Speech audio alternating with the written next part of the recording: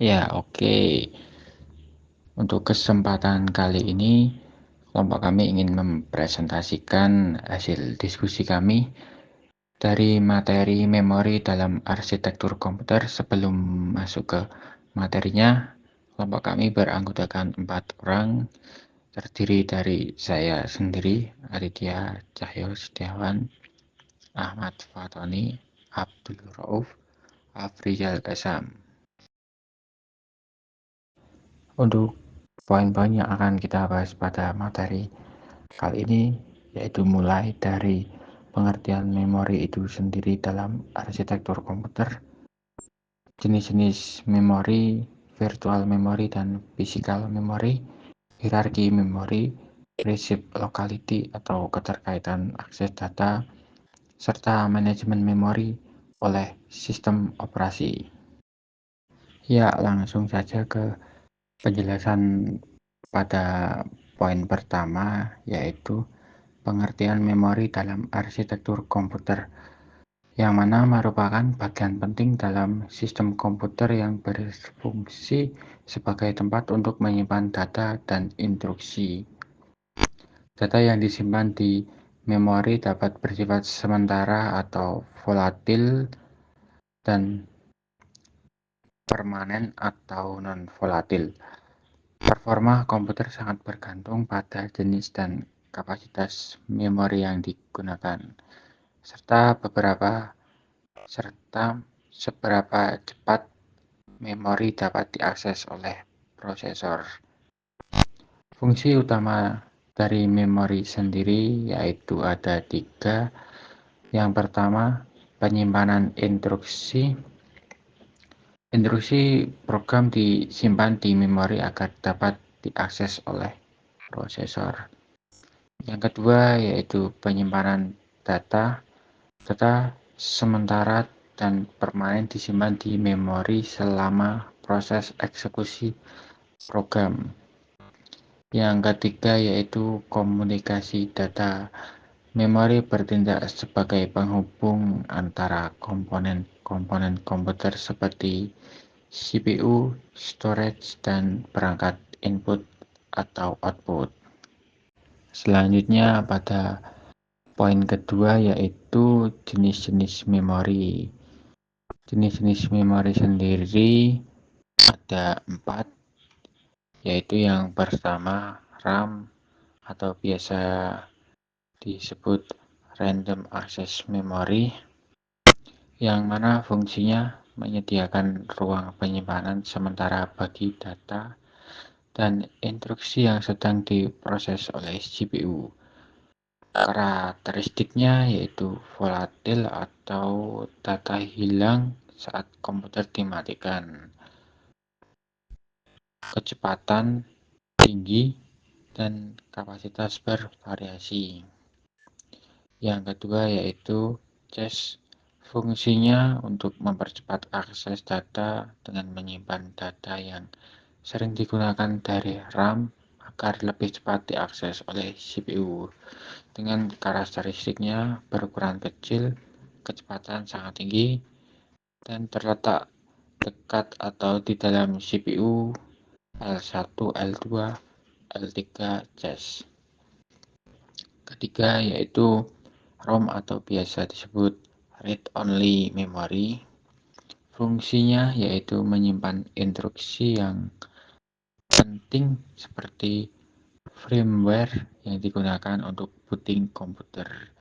Karakteristiknya yaitu non-volatil atau data tetap tersimpan meskipun komputer dimatikan dan tidak dapat diubah selama operasi normal. Yang terakhir adalah secondary storage.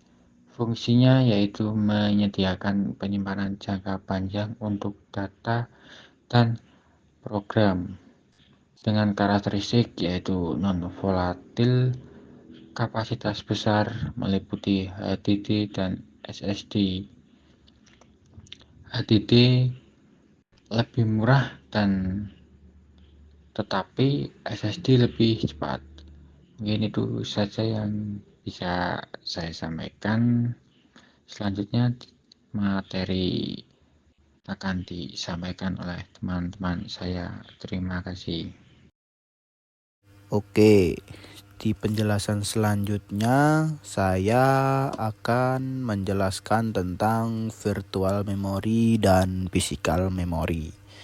Ya, dimulai dari virtual memory dahulu.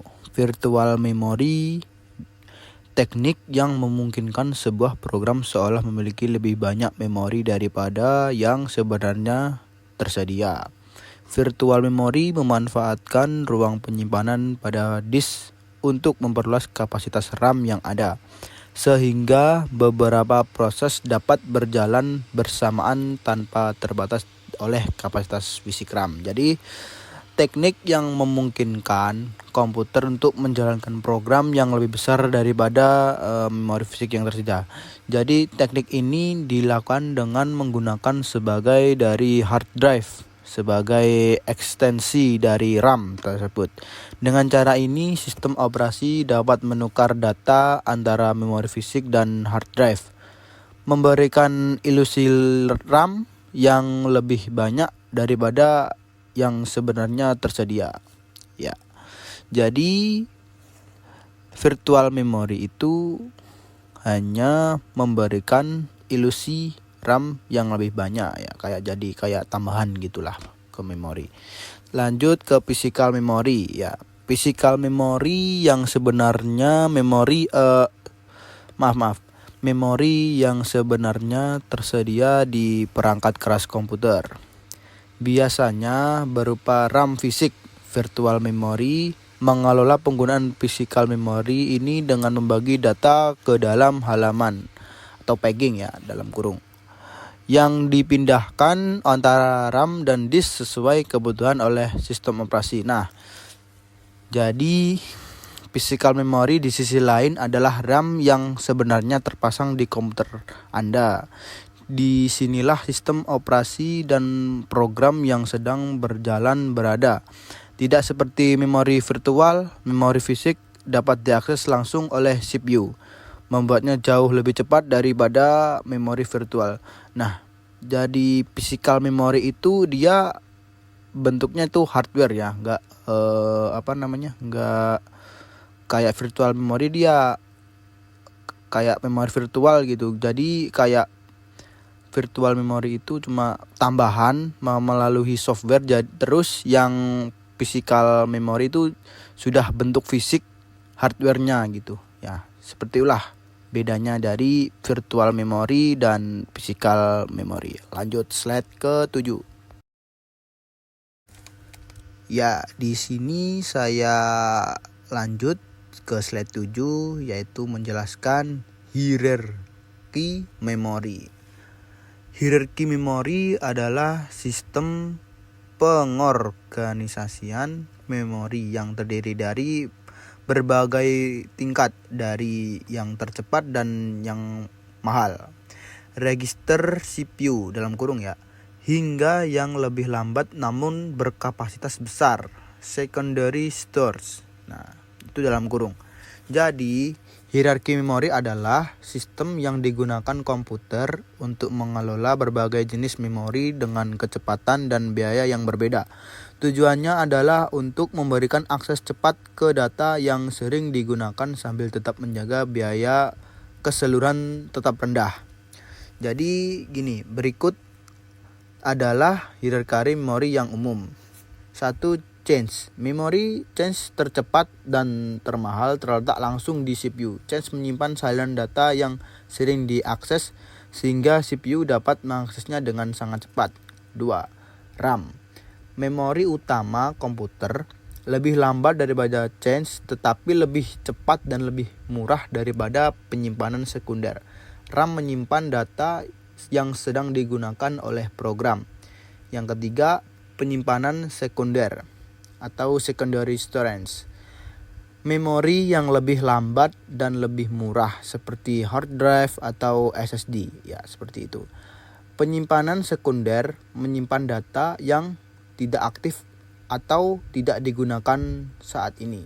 Bayangkan seperti ini. Change seperti meja kerja Anda, tempat Anda menyimpan alat dan bahan yang sering digunakan. Lalu RAM seperti meja kerja yang lebih besar, di mana Anda menyimpan pekerjaan yang sedang Anda kerjakan.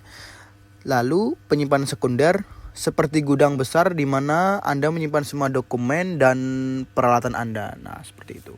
Semakin sering data diakses, semakin tinggi kemungkinan data tersebut akan disimpan di tingkat memori yang lebih cepat. Ini memungkinkan CPU untuk mengakses data yang diperlukan dengan cepat, meningkatkan kinerja komputer secara keseluruhan. Nah, jadi itu penjelasan hierarki memori. Lanjut set ke-8 nanti dijelaskan oleh teman saya. Terima kasih. Baik, untuk penjelasan selanjutnya yaitu tentang prinsip locality atau disebut dengan keterkaitan akses data. Di dalamnya itu ada dua faktor. Yang pertama ada temporal locality dan yang kedua ada spatial locality. Untuk temporal locality, prinsip di mana data yang baru saja diakses memiliki kemungkinan tinggi untuk diakses kembali dalam waktu dekat.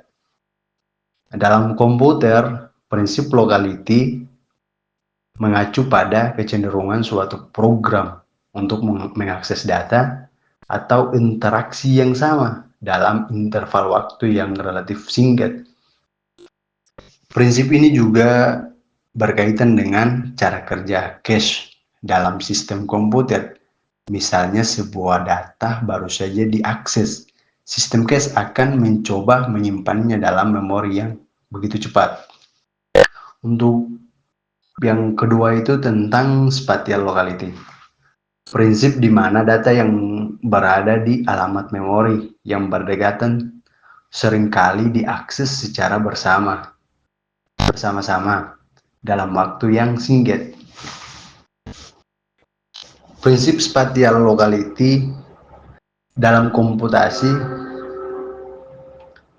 mengacu pada kecenderungan suatu program untuk mengakses data yang berdekatan secara fisik dalam memori.